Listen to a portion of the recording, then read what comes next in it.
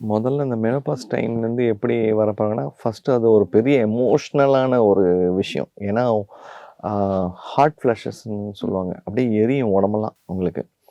இது வந்து நம்ம ஊர்ல வந்துட்டு பார்த்தீங்கன்னா, நல்லெண்ணெய் உடம்புல தேய்ச்சுட்டு, மைல்டான ஏர்லி அந்த வெயில்ல கொஞ்சம் நிக்க சொல்லுவாங்க.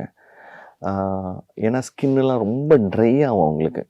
உடம்புல வந்து நல்லெண்ணெய் தேய்ச்சுட்டு, ஆ ஏன்னா ஏர்லி மார்னிங் அந்த சன்ல வந்து மைல்டா காட்டலாம்.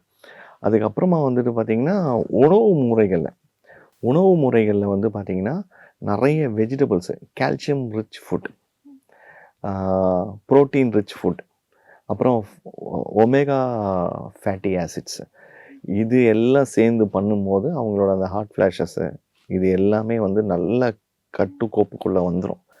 இது கூட வந்துட்டு, ஆ எக்ஸர்சைஸ் வந்து ரொம்ப ரொம்ப முக்கியம். அந்த லோ இம்பேக்ட் எக்ஸர்சைஸ் நான் சொன்ன மாதிரி வெயிட்ட தூக்குறது இதெல்லாம் பண்ணக்கூடாது.